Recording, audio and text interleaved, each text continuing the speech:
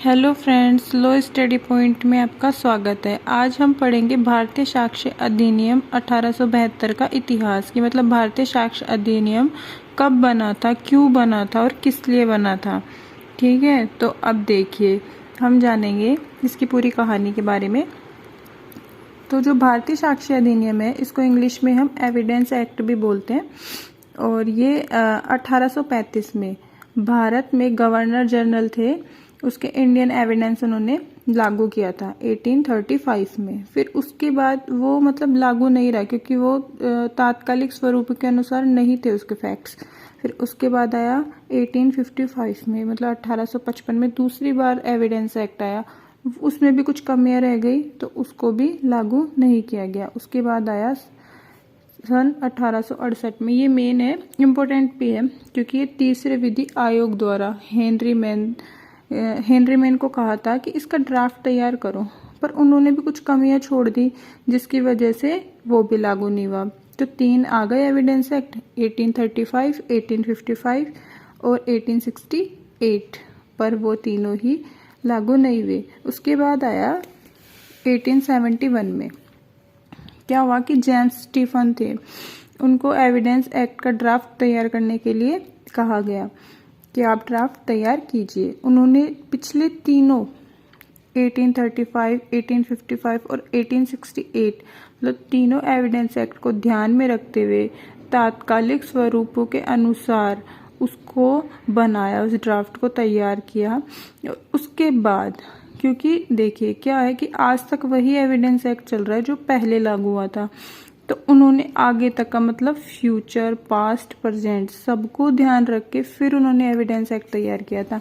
क्योंकि अभी तक भी कोई चेंजेस तो नहीं होता, हाँ थोड़े बहुत संशोधन तो होते रहते हैं पर इतने भी नहीं हुए ना कि उनको पूरा ही चेंज कर दिया गया हो। तो ऐसे ही उन्होंने पूरा सब कुछ ध्यान में रखकर जेम्स स्टीफन ने एविडेंस एक्ट का ड्राफ्ट तैयार किया, जिसकी वजह से जेम्स स्टीफन को साक्ष्य विधि का पिता कहा जाता है, कि उनको फादर कहा जाता है एविडेंस लॉ का। और फिर ये कब अपनाया गया मतलब कब बना ये 15 मार्च 1872 को, मतलब 15 मार्च 1872 को इंडियन एविडेंस एक्ट बन गया, मतलब पूरा तैयार हो गया। अब लागू करने की डेट थी कि कब हम इसको अप्लाई कर दें इंडिया पे, तो वो अप्लाई कब हुआ 1 सितंबर 1872 से एविडेंस एक्ट संपूर्ण भारत पर लागू हो गया। पहले जम्मू एंड कश्मीर को छोड़ दिया गया था, परंतु अब पूरे संपूर्ण भारत पर लागू है। कब से है वो 21 अक्टूबर 2019 के बाद से संपूर्ण भारत पर लागू है। और देखिए साक्ष्य अधिनियम सारभूत व प्रक्रियात्मक दोनों विधि, क्योंकि 2 टाइप्स लॉ होते हैं, एक तो होती है सारभूत और एक होती है प्रक्रियात्मक। पर साक्ष्य विधि कैसी विधि है, इसमें तो दोनों ही फैक्ट्स हैं, क्योंकि सारभूत विधि का तो क्या है, रूल ऑफ एस्टोपल है, और प्रोसीजर वो सबका बताती ही है। जैसे प्रोसीजर लो तो और भी बहुत सारे सीपीसी, सीआरपीसी, ठीक है। उसके बाद देखिए जो इसमें इंडियन एविडेंस एक्ट में सेक्शन 167 है, पार्ट 3 है और चैप्टर 11 है। तो हम कल इनके बारे में जानेंगे पूरा।